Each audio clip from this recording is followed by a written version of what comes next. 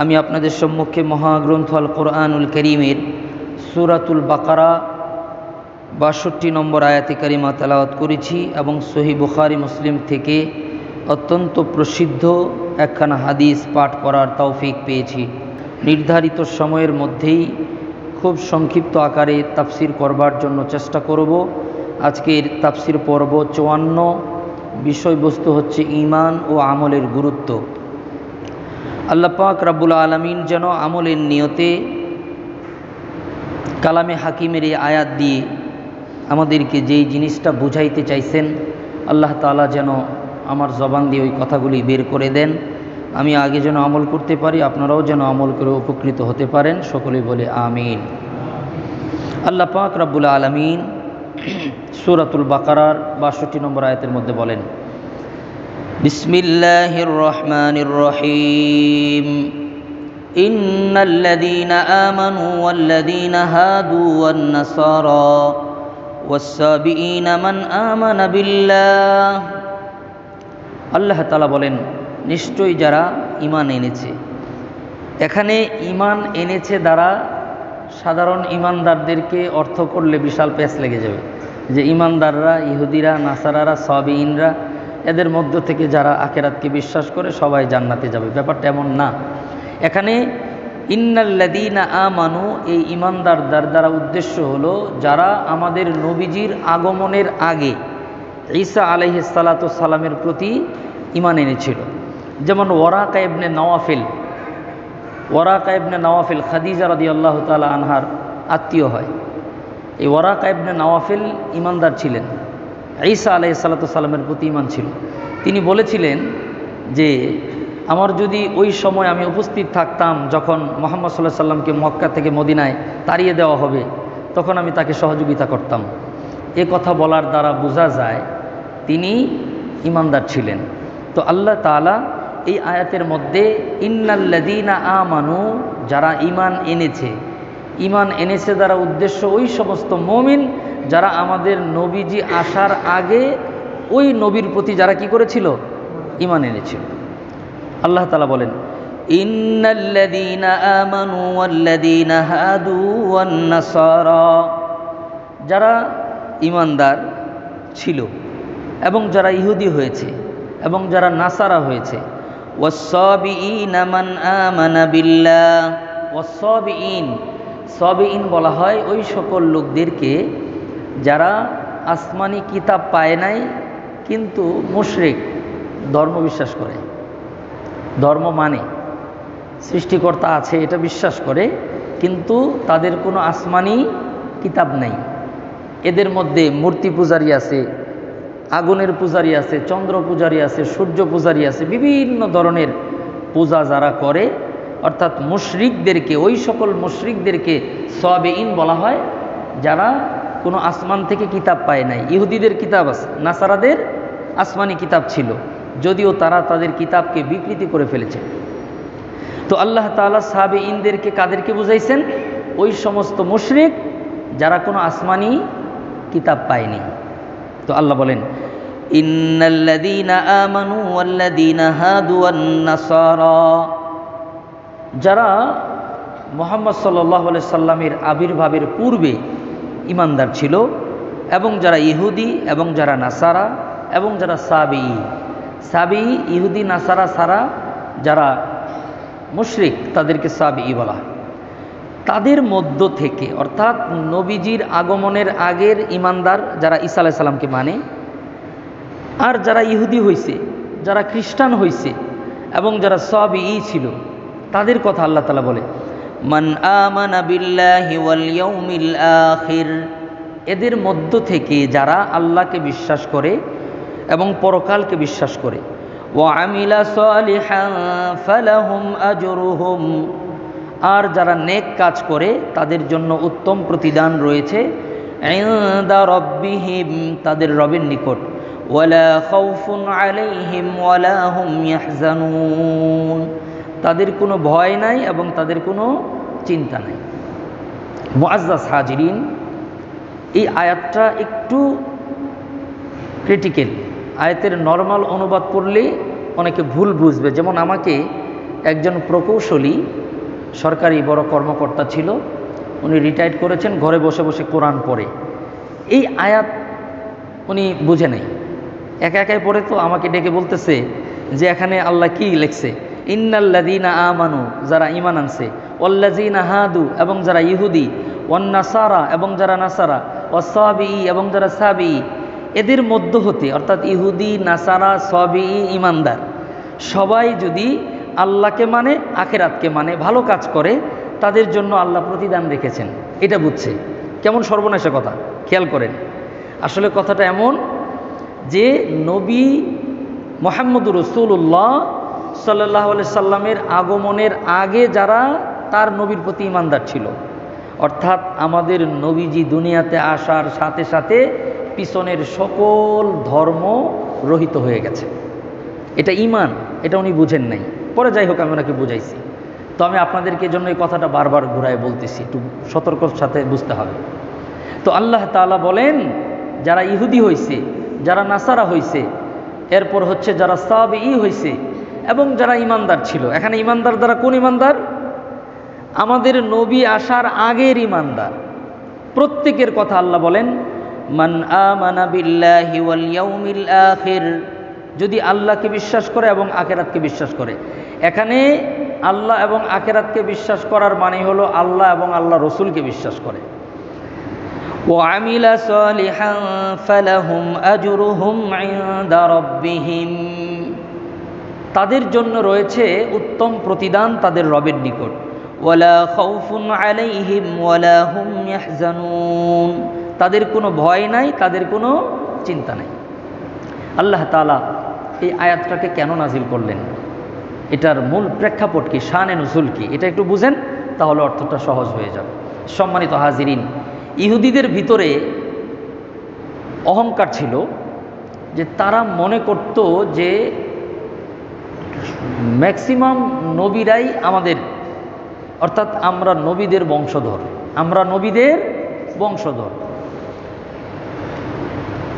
এই অহংকারের কারণে তারা মনে করত যে আমরাই পৃথিবীর, এখনো মনে করে তারা, এটা এখনো তারা মনে করে যে আমরা পৃথিবীতে শ্রেষ্ঠ জাতি, আমরাই জান্নাতের অগ্রাধিকার পাব, এবং আমরা নবীদের বংশের লোক। এটা ইহুদিদের একটা বিশ্বাস।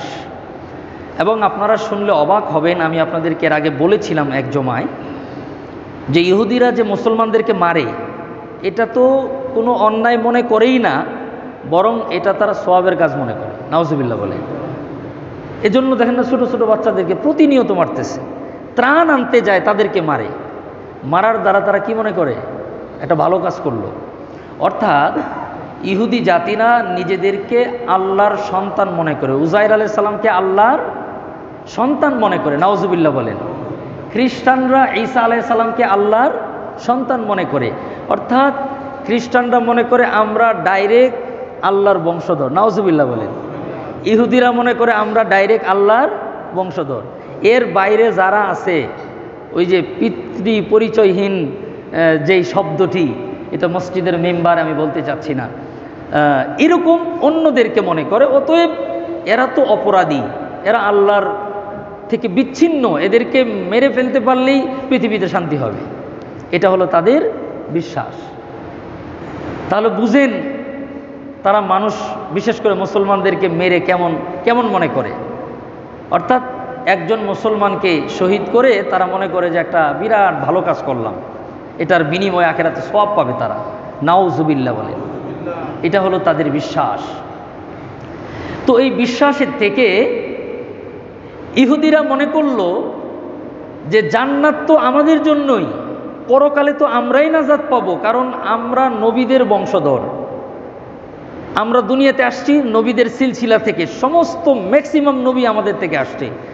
আর এর বাইরে মুহাম্মদুর রাসূলুল্লাহ সাল্লাল্লাহু আলাইহি সাল্লামকে তো নবী মনেই করে না। নাউজুবিল্লাহ। অর্থাৎ সমস্ত নবী তাদের, তারা নবীদের বংশের, তারাই জান্নাতে অগ্রাধিকার পাবে, এটা তাদের বিশ্বাস। অপরদিকে মুসলমানরা যেন এটা মনে না করে যে আমরা মুসলমান, আমরা আল্লাহর পরিচয় ভালোভাবে পেয়েছি, এজন্য আমরাই জান্নাতে চলে যাব, এটাও যেন মুসলমানরা না ভাবে। এজন্যে ইহুদি, নাসারা, সাবেঈ এবং মুসলমানদের দৃষ্টিভঙ্গি এক ধরনের, যে মুসলমানরা যেন এটা মনে না করে যে আমরা আল্লাহকে পাইছি, নবীকে পাইছি, আমরা তো জান্নাতে আমাদের কে ঠেকায়।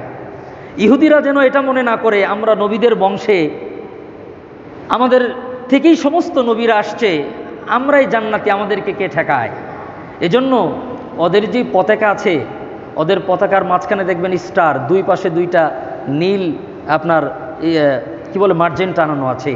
এর অর্থ হলো তারা দুইটা মহাসাগরকে মাঝখানে রেখে টোটালটাকেই তারা শাসন করবে। এই জাতিটাই হলো জান্নাতি জাতি, এর বাইরে যারা আছে সবগুলাকে মেরে সাফ করে দাও। এটা তাদের থিওরি। আল্লাহ পাক রব্বুল আলামিন ইহুদিদেরকে নিয়ে আবার মুসলমানরাও যেন এটা না ভাবে যে আমরা আল্লাহকে পাইছি, নবীকে পাইছি, বাস।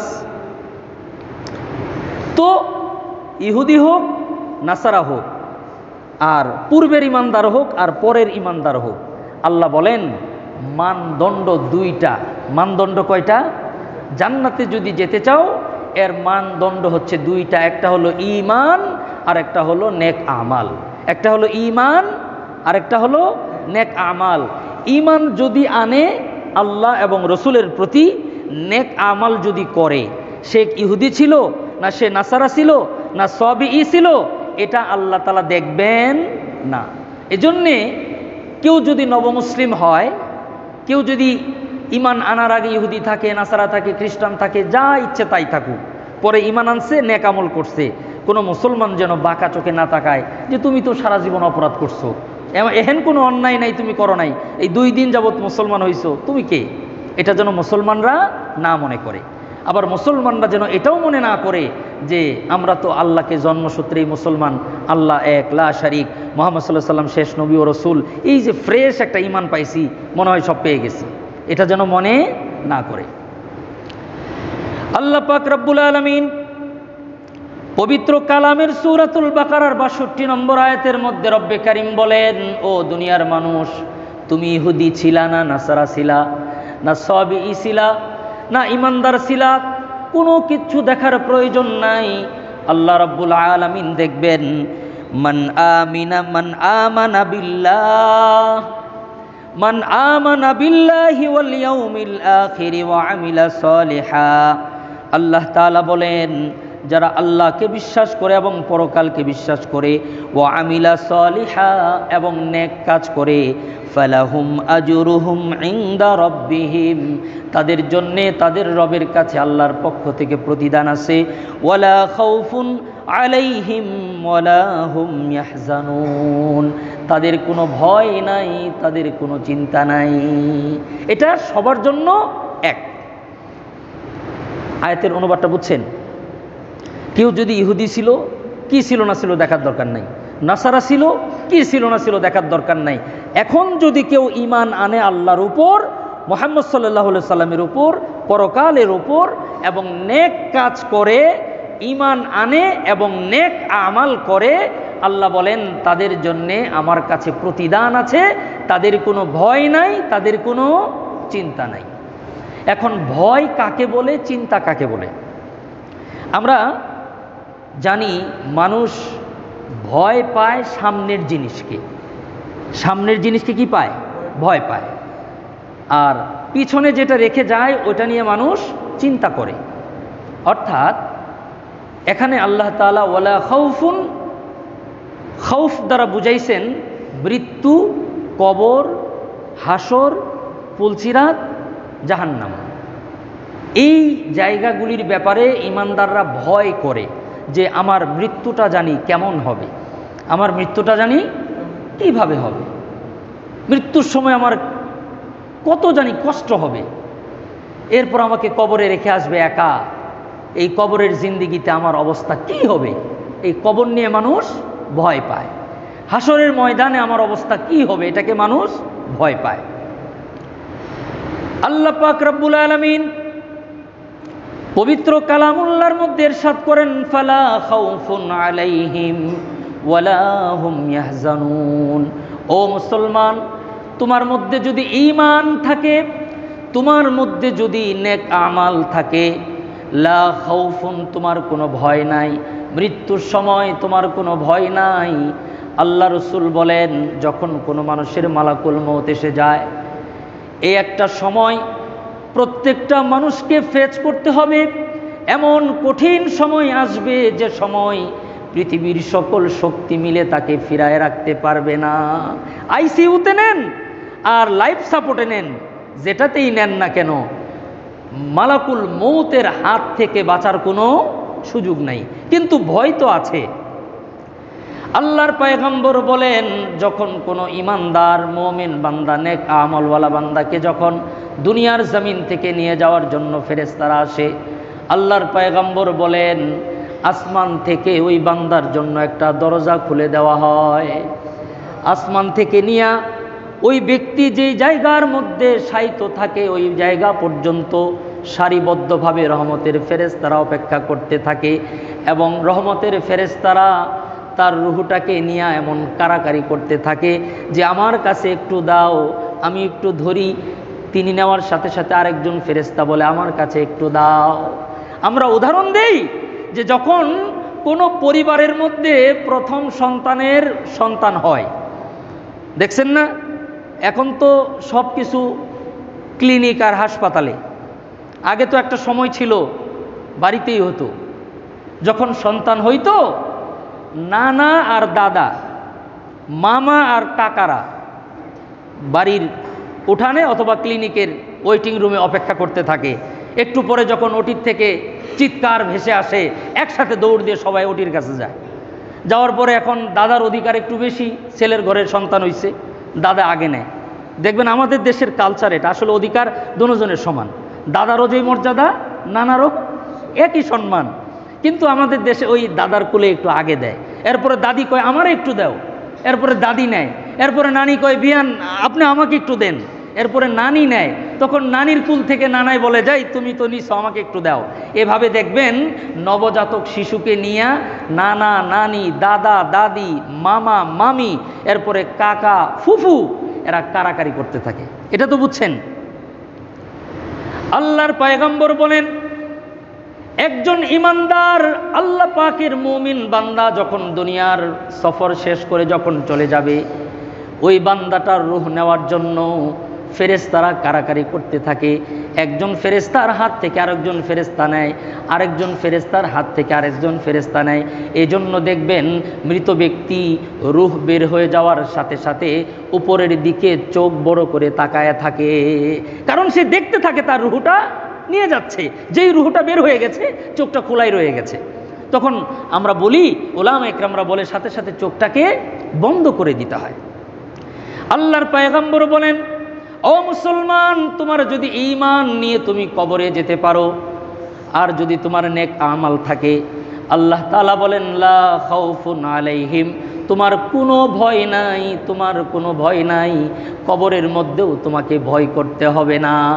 আল্লাহ তাআলা অন্য জায়গায় বলেন, ইন্নাল্লাযীনা ক্বালু রাব্বুনাল্লাহ, ইন্নাল্লাযীনা ক্বালু রাব্বুনাল্লাহ সুম্মা ইসতাকামু তাতানাজ্জালু আলাইহিমুল মালায়েকা আল্লা তাখাফু ওয়ালা তাহজানু ওয়া আবশিরু বিল জান্নাতিল্লাতী কুনতুম তুআদুন নাহনু আউলিয়াউকুম ফিল হায়াতিদ দুনিয়া ওয়া ফিল আখিরা ওয়া লাকুম ফিহা মা তাশতাহি আনফুসুকুম ওয়া লাকুম ফিহা মা তাদউন নুজুলাম মিন গফুরির রহিম।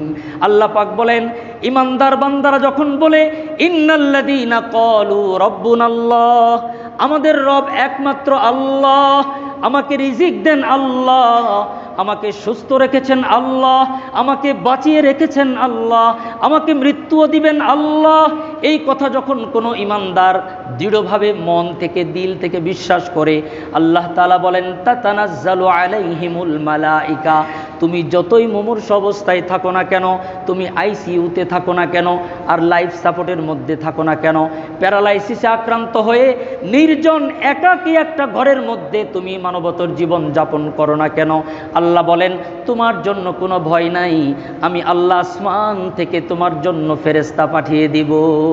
ফেরেশতারা বন্ধু হয়ে থাকবে, শুধু দুনিয়াতেই না, ঈমান যদি থাকে তার এই রূহ বের হয়ে যাবে, তখন থেকে নিয়ে কবরের মধ্যেও ফেরেশতারা তাদের সাথেই থাকবে। সুবহানাল্লাহ। কবরে একা না, ঈমানদারের সাথে ফেরেশতারা বন্ধু হয়ে থাকবে। আল্লাহ পাক রব্বুল আলামিন বলেন ফালা খাউফুন আলাইহিম, তাদের জন্য কোনো ভয় নাই। আল্লাহ তাআলা বলেন ওয়ালা হুম ইয়াহজানুন, তাদের কোনো চিন্তা নাই। চিন্তা কি? মুফাসসিরিন ইকরামরা লিখেন একজন যুবক মাত্র বয়স তার 35 থেকে 40 বছর, ছোট ছোট দুইটা বাচ্চা, এক বাচ্চার বয়স 5 বছর, আরেক বাচ্চার বয়স 6 মাস, বাসায় যুবতী স্ত্রী, বৃদ্ধ মা বাবা। এমন সময় মালাকুল মউত আসলো, তাকে তো ঈমানের সাথে মৃত্যু হলো, তাকে দুনিয়ার থেকে নিয়ে যাবে, তার কোনো ভয় নাই। কিন্তু ওই ব্যক্তি বলে আল্লাহ আমার বৃদ্ধ মাকে কে খাবার দিবে? আমি আমার বৃদ্ধ মাকে নিজে ইনসুলিন দেই দিনে 2 বার। আমি যে দুনিয়ার থেকে চলে গেলাম, আমার মাকে কে দেখবে? আমার এতিম বাচ্চাগুলার ভরণ পোষণ কে করবে? আল্লাহ এই জন্য কোরআনের মধ্যে বলেন ওয়ালা হুম ইয়াহজানুন, তুমি তোমার সন্তানের জন্য চিন্তা করবে না, তোমার মা বাবার জন্য চিন্তা করবে না, বিবি বাচ্চার জন্য কোনো চিন্তা নাই, কারণ আমি আল্লাহ আসমান থেকে ফেরেশতা দিয়ে তাদের ভরণ পোষণের ব্যবস্থা করব। এজন্য দেখবেন আপনারা খেয়াল করেন আমার কথাগুলি, যখন কোনো ভাই মারা যায়, তার ভাতিজা থাকলে বড় ভাই নিজের সন্তানের চেয়েও বেশি আদর করে। আপনি দেখবেন, আমি দেখেছি যাদের মধ্যে ঈমান আছে, তারা বলে আমি তো বেঁচে আছি, ওর বাবা ওকে পরে, আমার ভাইটা মারা গেছে, আমার ভাতিজার জন্য আগে কাপড় কিনে দিব। আপনারা জানেন না এই ভালোবাসায় মহাব্বত ওই চাচার অন্তরে কে দিল? আল্লাহ দিয়েছেন। কে দিয়েছেন? আল্লাহ এই কথাই বলেছেন ওয়ালা খাউফুন, সামনের কোনো ভয় নাই, ওয়ালা হুম ইয়াহজানুন, পিছনের নিয়েও কোনো চিন্তা নাই। এজন্যে আল্লাহ রাব্বুল আলামিন বলেন যে সব কিছুর মানদণ্ড হলো ঈমান এবং নেক আমাল। ঈমান এবং নেক আমাল। ঈমান কি? আমানতু বিল্লাহি ওয়া মালাইকাতিহি ওয়া কুতুবিহি ওয়া রুসুলিহি ওয়াল ইয়াউমিল আখিরি ওয়াল কদরি খাইরিহি ওয়া শাররিহি মিনাল্লাহি তাআলা ওয়াল বা'সি বা'দাল মাউত। এই মৌলিক জিনিসের প্রতি বিশ্বাস করা, ঈমান আনলাম আল্লাহর উপর, ফেরেশতাদের উপর, আসমানি কিতাবের উপর, সকল নবীদের উপর, তকদিরের ভালো মন্দের উপর, এবং পরকালের প্রতি এবং পুনরুত্থানের প্রতি। এই মৌলিক জিনিসগুলাকে কেউ যদি অন্তর দিয়ে বিশ্বাস করে আর নেক আমাল করে, কি করে? নেক আমাল করে, আল্লাহ বলেন ফালা খাউফুন আলাইহিম ওয়ালা হুম ইয়াহজানুন, তাদের কোনো ভয় নাই, তাদের কোনো চিন্তা নাই। কিন্তু আমরা তো ঈমান আনছি, ঈমান আনার পরেও আমাদের ভয়ও আছে, চিন্তাও। কারণটা কি? এই জিনিসটা যদি বুঝতে চান, সূরা হুজরাতের 14 নম্বর আয়াতের মধ্যে, এই আয়াতের তাফসীর আবার সূরা হুজরাতের 14 নম্বর আয়াতের মধ্যে আল্লাহ তাআলা বলেন এমনও ঈমানদার আছে বলে ঈমান আনছি, কিন্তু আসলে ঈমান আনে নাই। একবার নবী করিম সাল্লাল্লাহু আলাইহি সাল্লামের কাছে কিছু গ্রাম্য লোক, আরব লোক, গ্রামের মানুষ, একটু শিক্ষা দীক্ষা কম, গ্রামে থাকে, বধূ বলা হয় যাদেরকে, এরা এসে নবীকে বলতেছেন যে হে মুহাম্মদ সাল্লাল্লাহু আলাইহি সাল্লাম, আমরা তো সবাই ঈমান আনছি, তো ঈমান আনার কারণে আমাদের যেই প্রাপ্যগুলি, ঈমান আনার কারণে যেই সুযোগ সুবিধাগুলি পাওয়ার, আমরা যেন সব কিছু পাই। এটা মনে রেখেন, আমরা কিন্তু মুসলমান। আমাদের দেশে এরকম মুসলমান আছে না যে আসল জায়গায় খবর নাই, জানাজার নামাজ কেমনে পড়তে হয়, ঈদের নামাজ কাকে বলে, জানাজার নামাজ কাকে বলে এটা বুঝে না।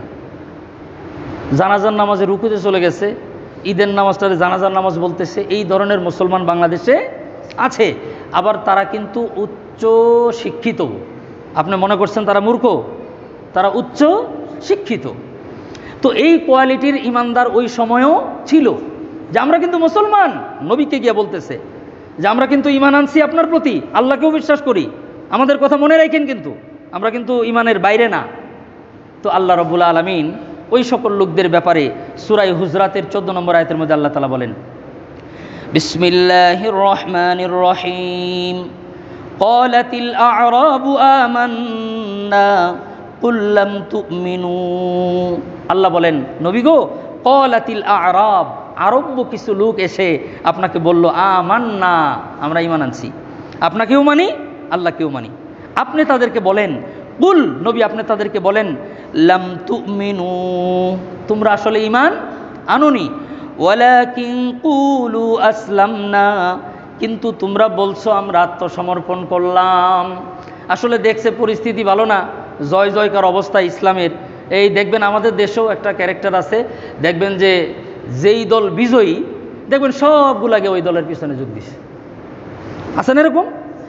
ওই কোয়ালিটির লোক দেখছে যে ইসলামের বিজয়, এখন তো আর বিরোধী মত আদর্শ নিয়ে সুবিধা পাওয়া যাবে না, এই পিছে পিছে গিয়ে বলতেছে আমরা কিন্তু সবগুলা মুসলমান, আমাদের কথা মনে রাখেন।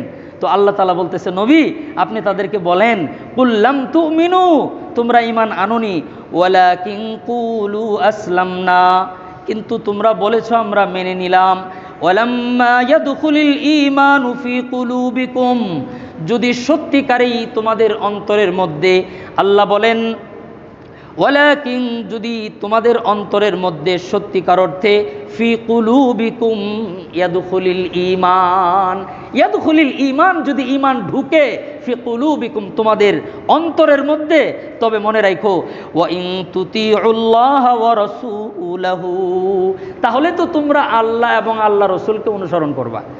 যদি আল্লাহ আল্লাহ রসুলের অনুসরণকারী না দেখেন, মুখ দিয়ে ঈমানদার বলার ঈমানওয়ালা লোক বহুত ছিল।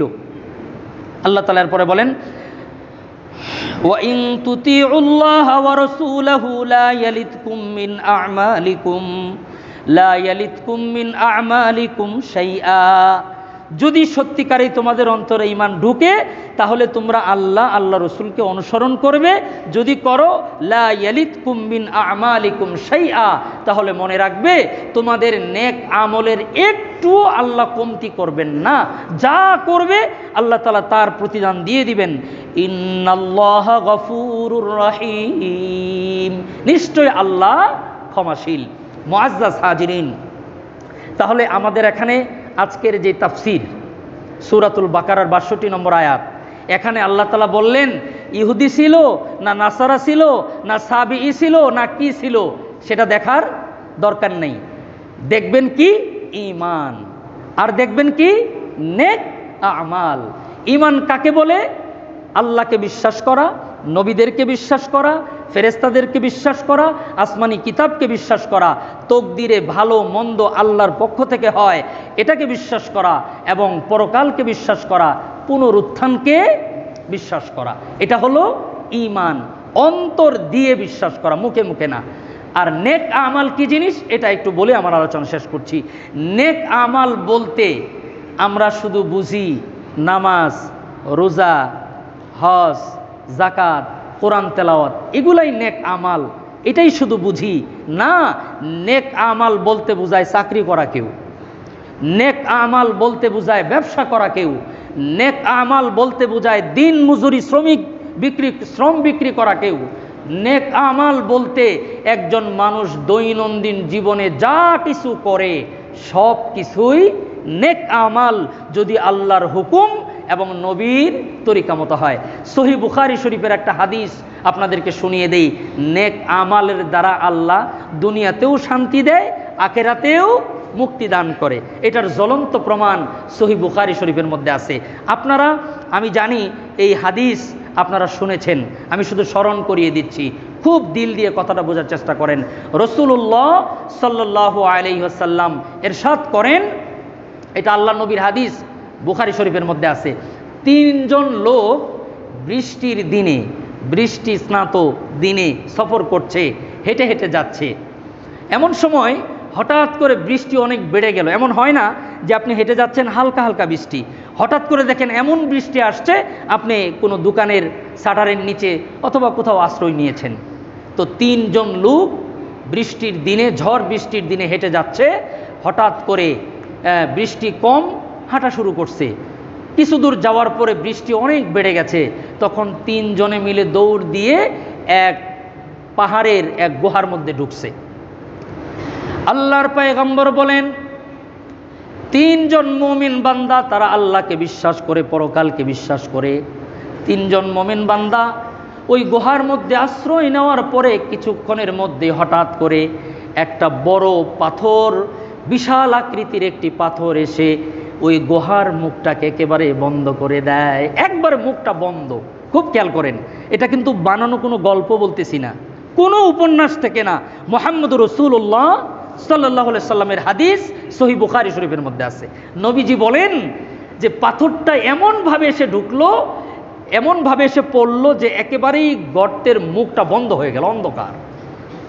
এবং পাথরটা এত বড়, নবী বলেন 3 জন কেন 30 জন মিলেও ধাক্কা দিয়ে পাথর সরানো সম্ভব না। তারা নিশ্চিত মৃত্যুকে কাছের থেকে আলিঙ্গন করছে।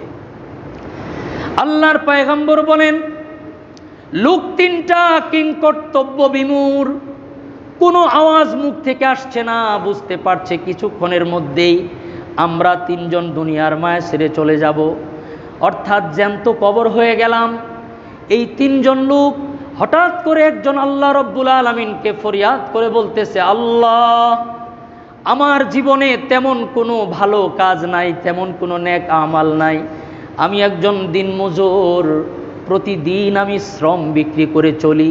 আয় আল্লাহ তাআলা, আমার একটা আমল ছিল, প্রত্যেক দিন সন্ধ্যাবেলায় বাড়িতে এসে নিজের হাতে নিজের আব্বা আম্মাকে খাবার দিয়া, আব্বা আম্মার খাবার খাওয়া শেষ হলে আমি আমার সন্তানদেরকে খাবার দিতাম। আয় আল্লাহ, একদিনের ঘটনা, আমি বাড়িতে গেলাম, বাড়িতে গিয়া দেখি সন্ধ্যা হয়ে গেছে, রাত হয়ে গেছে, ফিরতে দেরি হয়ে গেল। গিয়া দেখি আমার আব্বা আম্মা ক্ষুধার্ত অবস্থায় ঘুমায় গেছে। আমার বিবি আমাদের জন্য খাবার রেডি করলো। রেডি করার পরে আমি গিয়া দেখি আমার আব্বা আম্মা একেবারেই বিভোর ঘুম। আব্বার ঘুম নষ্ট হয়ে যাবে, মার ঘুম নষ্ট হয়ে যাবে, এজন্য আমি আব্বা আম্মাকে ডাকলাম না। আমার কলিজার টুকরা সন্তানগুলা বারবার খাবার চাইতেছিল। আয় আল্লাহ, আমি নিয়মিতভাবে আব্বা আম্মাকে খাবার দেওয়ার পরে সন্তানদেরকে দিতাম। আল্লাহ গো, ওই রাত্রিতে আমার সন্তানদেরকে আমি খাবার দেই নাই। আমার কলিজার টুকরা বাচ্চাগুলি কাতরাইতে, খিদার যন্ত্রণায় কাঁদতে কাঁদতে আমার পায়ের কাছে ঘুমায় গিয়েছিল। আল্লাহ গো, আব্বা আম্মাকেও জাগাই নাই, তাদের ঘুম নষ্ট হয়ে যাবে। সুবহ সাদেকের সময় আমার আব্বা আম্মার ঘুম ভাঙার পরে আগে মা বাবাকে খাবার দিয়েছি, এরপরে আমি আমার সন্তানদেরকে খাবার দিয়েছিলাম। আল্লাহ, যদি এই কাজটুকু আপনার সন্তুষ্টির জন্য করে থাকি, রব্বুল আলামিন একটু পাথরটা সরায়া আলো বাতাসের ব্যবস্থা করে দেন। আল্লাহর পয়গম্বর বলেন, এ কথা বলতে দেরি, পাথরটা সাথে সাথে একটু সরতে দেরি করে নাই। একটু ফাঁকা হয়ে গেছে, কিন্তু একটু সরছে, অতটুকু দিয়ে হালকা বাতাস ঢুকতেছে, কিন্তু আকাশ দেখা যায় না। সাথে সাথে ওই 2 জন অবাক হয়ে গেছে। আরেকজন দাঁড়ায় বলতেছে, আয় আল্লাহ, আমি তো আপনাকে বিশ্বাস করি, পরকালকে বিশ্বাস করি, ভালো কাজ তো জীবনে খুব কিছু করতে পারি নাই। রব্বুল আলামিন, একদিন তো একটা কাজ করেছিলাম। আয় আল্লাহ, আমি আমার চাচাতো বোনের সাথে আমার সম্পর্ক ছিল, চাচাতো বোনকে ভালোবাসতাম, কিন্তু আমার ওই চাচাতো বোন কখনো আমার অন্যায় আবদারে রাজি হয় নাই। এক পর্যায়ে আমার, এটা রসুলের হাদিস, এক পর্যায়ে আমার চাচাতো বোন খুব বিপদে পড়লো টাকা পয়সার, আমি তাকে কিছু স্বর্ণ মুদ্রা দিয়েছিলাম, শর্ত ছিল আমার সাথে ব্যভিচার করতে হবে। এক পর্যায়ে বাধ্য হয়ে আমার চাচাতো বোন রাজি হয়ে গিয়েছিল। আল্লাহ গো, যখন আমি আমার মনোরঞ্জন শুরু করব, তখন আমার চাচাতো বোন বলতেছিল, ইত্তাকিল্লাহ ইয়া আব্দাল্লাহ, হে আল্লাহর বান্দা, তুমি আল্লাহকে ভয় করো। এই কথাটা শোনার পর রব্বুল আলামিন সকল সুবিধা থাকার পরেও আমি অন্যায় কাজটি করিনি। যদি আপনার জন্য করে থাকি, আরেকটু পাথরটা সরায় দেন যেন আকাশটা দেখতে পাই। নবীজি বলেন, এই কথা বলার সাথে সাথে আল্লাহ তাআলা পাথরটাকে আরেকটু সরায় দিয়েছেন। আল্লাহর পয়গম্বর বলেন, নেক আমাল ভালো কাজ করলে আল্লাহ তাআলা দুনিয়াতেও যেমন মানুষদেরকে বিপদ থেকে মুক্তি দান করেন, দুনিয়াতেও শান্তি দেয়, আখিরাতেও আল্লাহ তাআলা বান্দাদেরকে মুক্তি দিবেন। আল্লাহর পয়গম্বর বলেন, তৃতীয় ব্যক্তির সাথে সাথে দুহাত প্রসারিত করে আল্লাহ পাক রব্বুল আলামিনের কাছে দোয়া করলেন, আয় আল্লাহ, ও মালিক, আমার জীবনে তেমন কোনো ভালো কাজ নাই, রব্বুল আলামিন আমি তো একদিন একটা ভালো কাজ করছিলাম, আমাকে আপনি সম্পদ দিয়েছেন, আমি মজুরি খাটাইতাম, প্রতিদিন কাজের লোক নিতাম, কামলা নিতাম, একদিন মজুর আমার কাজ করলো, সন্ধ্যা হয়ে গেল, সামান্য কথা কাটাকাটি করার কারণে সে রাগ করে চলে গেল, মায়না নেয় নাই, মজুরি নেয় নাই। আল্লাহ গো, ওই মজুরির টাকাগুলো আমি নষ্ট করি নাই, ওই টাকাগুলাকে জমিয়ে ওই টাকাগুলাকে কাজে লাগিয়ে আমি আস্তে আস্তে তার জন্য একটা বিশাল বড় গরুর পাল করে ফেলেছিলাম, তার জন্য আলাদা রাখাল রেখেছিলাম, তার টাকা দিয়ে তার ব্যবসাকে বড় করেছিলাম। অনেক বছর পর একদিন ওই দিন মজুর এসে আমাকে বলল, আপনার কাছে আমি একদিনের দিন মজুরি পাই, আমার টাকাগুলো আমাকে বুঝায় দেন। আয় আল্লাহ, আমি সেদিন বিশাল বড় গরুর পালটা দেখায় বলছিলাম, এই গরুগুলাই তোমার মজুরি। উনি তখন বলতেছিল যে আপনি কি আমার সাথে মস্কারা করতেছেন? তখন আমি বলেছিলাম, না, আমি তোমার সাথে ঠাট্টা মস্কারা করি না, তোমার ওই টাকাকে আমি এটাকে কাজে লাগিয়ে আস্তে আস্তে বাড়িয়ে এই বিশাল বড় গরুর পাল হয়েছে। সে তখন পুরো গরুর পালটাই নিয়ে গেল, একটা বারের জন্য আমাকে একটা গরু দিবে বা আমাকে কিছু দিবে এ কথা সে বলেনি। আয় আল্লাহ, সে যে বিশাল বড় গরুর পাল নিয়ে গেছে, আমার মনের মধ্যে একটু খারাপ লাগেনি, কারণ আমি আপনাকে বিশ্বাস করি রব্বুল আলামিন, যদি আমি ওই কাজটা আপনার জন্য করে থাকি, আয় আল্লাহ, নির্ঘাত মৃত্যু, আমাদের বাঁচার কোনো পথ নাই, রব্বুল আলামিন আপনি দয়া করে আমাদেরকে এই পাথরটা সরিয়ে মুক্তি দান করেন। আল্লাহর পয়গম্বর বলেন, ওই লোক দোয়া শেষ হতে না হতেই পাথরটাকে গোহাত থেকে আল্লাহ সম্পূর্ণ মুক্তি দিয়ে দিলেন। আল্লাহর পয়গম্বর বলেন, এজন্য নবীজি বলেন, ক্বালান নবিয়্যু সাল্লাল্লাহু আলাইহি ওয়াসাল্লাম, আল ঈমানু বিদউন ওয়া সাবউনা শুবা, ইমানের অনেকগুলা শাখা প্রশাখা রয়েছে। আল্লাহ রসুল বলেন, আফদালুহা কওলু লা ইলাহা ইল্লাল্লাহ, সবাই বলেন লা ইলাহা ইল্লাল্লাহ। নবী বলেন, ইমানের ৭০টা শাখা আছে, এর মধ্যে সর্বোচ্চ শাখা হলো লা ইলাহা ইল্লাল্লাহ, আর সর্বনিম্ন শাখা হলো, নবী বলেন, রাস্তার থেকে মানুষকে কষ্ট দেয় এমন জিনিস সরায় দেওয়া। সুবহানাল্লাহ বলেন। ইমাতাতুল আযা আনিত তরিক, রসুল বলেন, রাস্তার মধ্যে যদি কাটা পড়ে থাকে, ভাঙা ব্লেড পড়ে থাকে, একটা পাথরের টুকরা যেটা চুক্কা অথবা কাঁচ ভাঙা পড়ে থাকে, এটা রাস্তার থেকে সরায় দেওয়া, এটা হলো ইমানের সর্বনিম্ন স্তর। আপনি কল্পনা করতে পারবেন না, রাস্তার মধ্যে একটা কলার শুকলা পড়ে আছে, আপনি এটা সরাই দিছেন, হতে পারে এই কলার শুকলা দিয়ে একজন বয়স্ক মানুষ পিছলা পড়ে কোমরটা ভেঙে যেত, বাকি জিন্দেগি তার হুইল চেয়ারে বসে থাকা লাগতো। আপনার এই কলার শুকলা সরায় দেওয়ার কারণে একজন মানুষের মৃত্যু পর্যন্ত সে বিশাল বিপদ থেকে বেঁচে গেছে। এটা করার দ্বারা হবে কি, আপনার নসিবে ছিল অটোর মধ্যে থাকবেন, রেল গেটে গিয়ে অটো বন্ধ হবে, ট্রেন এসে আপনাকে ধাক্কা দিবে, এটা ছিল আপনার নসিবে। ওই যে আরেকজনের কলার শুকলা সরাই দিয়েছেন, আল্লাহ তাআলা ওই ওসিলায় আপনাকে অথবা আপনার সন্তানকে অথবা আপনার আব্বা আম্মাকে রেল দুর্ঘটনা থেকে হেফাজত করবেন। এই জন্যে আল্লাহর পয়গম্বর বলেন, ঈমান এবং নেক আমাল এটা হলো মানদণ্ড। কে ইহুদি ছিল, কে নাসারা ছিল, কে খ্রিস্টান ছিল, আর কে মুসলমান, সে মুসলমান দাবি করে পরিচয় দেয়, এই পরিচয় দেওয়ার দ্বারাই হবে না, তাকে কি করতে হবে, ওয়া আমিলা সালিহা, নেক আমাল করতে হবে। এবং আল্লাহর প্রতি বিশ্বাস স্থাপন করতে হবে। কেউ যদি নেক আমাল বেশি বেশি করে, আল্লাহ তাআলা শুধুমাত্র দুনিয়ার জিন্দিগিতেই তাকে সুখে রাখবেন তাই নয়, আল্লাহ রাব্বুল আলামিন আখিরাতেও তাকে ভয়মুক্ত জীবন দিবেন।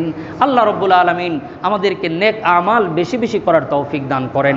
আমি আপনাদের বুঝাইতে চাচ্ছি, নামাজ, রোজা, হজ, যাকাত এগুলো তো ফরজ হুকুম, এগুলাই শুধু নেক আমাল না। রাস্তার থেকে ছোট্ট একটা জিনিস সরায় দেওয়া, এটাও অনেক বড় নেক আমাল হতে পারে।